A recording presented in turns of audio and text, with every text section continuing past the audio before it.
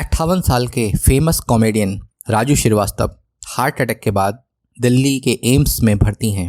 उनकी हालत अभी तक नाजुक बनी हुई है। इससे पहले भाभी जी घर पर हैं कि मलखान यानी दीपेश भान क्रिकेट ग्राउंड में खेलते खेलते गिर पड़े और उनका निधन हो गया।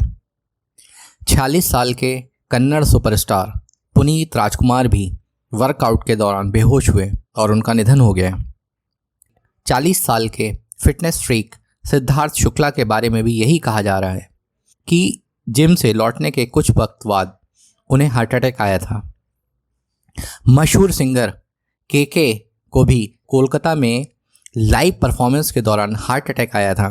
ये कुछ घटनाएं हैं जो कि मेन स्ट्रीम मीडिया का हिस्सा बन पाई हैं, जबकि इस समय भारत में युवाओं में हार्ट अटैक के कारण होने वाली मौतों से हाहाकार सा मचा हुआ है, लेकिन मीडिया चुप है।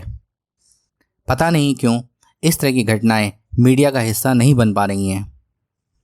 दुनिया भर में कोरोना वायरस ने तबाही मचाई है। इस वायरस से संक्रमित होने के बाद लोगों को कई प्रकार की समस्याएं भी हो रही हैं, लेकिन सबसे ज़्यादा असर हार्ट पे पड़ा है।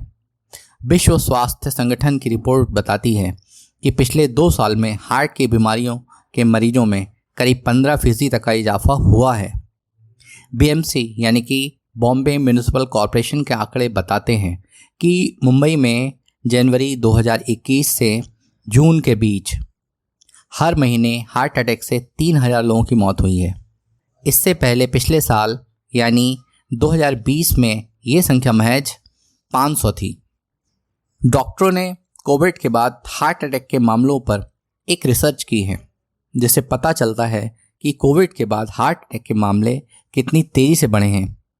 कोविड से रिकवर हुए मरीजों को पल्मोनरी एम्बोलिज्म की परेशानी हो रही है। इसमें फेफड़ों की कई धमनियों में ब्लड क्लॉट हो जाता है, जिससे सांस ठीक से नहीं आ पाती है और मौत हो जाती है। ये बीमारी अचानक से मौत होने का एक बड़ा कारण होती है। हार्ट और लंग्स एक साथ मिलकर काम करते हैं। कुछ मामलों में कोरोना ने हार्ट की मांसपेशियों पर असर किया है, हार्ट के फंक्शन को कमज़ोर किया है। उन लोगों को सबसे ज़्यादा परेशानी हुई है जो पहले से ही हार्ट की बीमारियों से जूझ रहे थे। कोविड से पहले युवाओं में दिल के दौरे पड़ने के मामले मात्र 2 से 3% हुआ करते थे, लेकिन कोविड के बाद युवाओं में हार्ट अटैक के मामले 15 से 20% तक पहुंच गए हैं। भारत के कई जिलों में जहां कोरोना से पहले हार्ट अटैक के केस 3 से 4 हज़ार साल भर में आते थे, वहीं अब 17 से 20 हज़ार तक के केस 6 महीने में ही आ रहे हैं। इस तरह का आंकड़ा कुछ बरेली डिस्ट्रिक्ट मेडिकल हॉस्पिटल का भी है, जिसमें 40 से 50 तक की उम्र के लोगों की संख्या ज़्यादा है। डॉक्टर्स कह रहे हैं कि इसके बढ़ने की प्रमुख वजह युवाओं में सुस्त जीवन शैली, डायबिटीज़, शराब का बढ़ता हुआ इस्तेमाल, धूम्रपान, हाई ब्लड प्रेशर को बताया है। विशेषज्ञ कह रहे हैं कि इस समय लोग कई तरह के तनाव से जूझ रहे हैं। नींद की कमी के साथ कुछ आदतें जैसे अल्कोहल का इस्तेमाल, धूम्रपान, अनावश्यक तथा असुरक्षित सप्लीमेंट लेना, पतला होने की दवा लेना वगैरह इनके मुख्य कारण हैं। डिप्रेशन से तो भारत में लगभग हर कोई जूझ रहा है, लेकिन सवाल ये है कि हार्ट की बीमारियां सिर्फ कोविड की वजह से ही बढ़ी हैं या कहीं इसके और कोई भी कारण तो नहीं है। सोचने वाली बात यह है कि अचानक ऐसा क्या हो गया है कि भारत में युवा इतनी बड़ी तादाद में हार्ट अटैक का शिकार हो रहे हैं। कोई भी कुछ सीधे बोलने को तैयार नहीं है, ना ही गवर्नमेंट, ना ही कोई डॉक्टर या फिर मेडिकल काउंसिल। सब बड़े रहस्यमय तरीके से चुप हैं। इन 2 से 3 सालों में ही अचानक क्या हो गया है?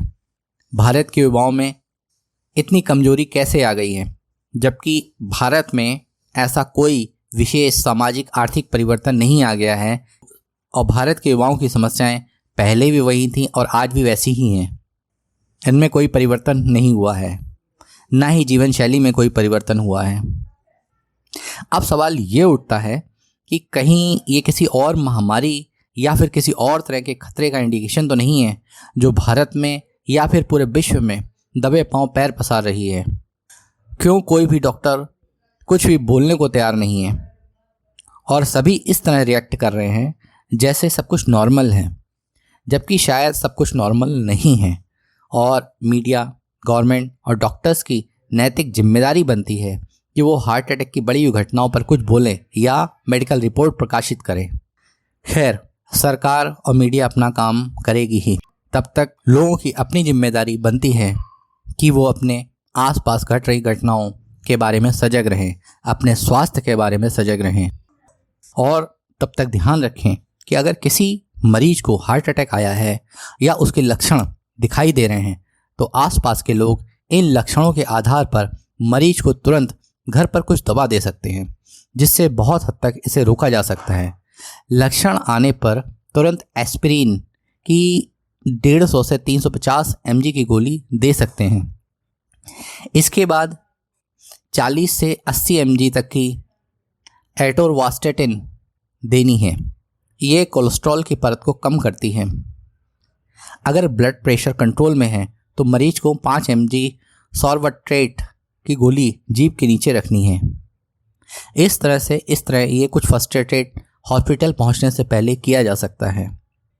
इसलिए सजग रहें, स्वस्थ रहें, खुश रहें। मिलते हैं अगले टॉपिक के साथ एक नए वीडियो में। तब तक के लिए धन्यवाद।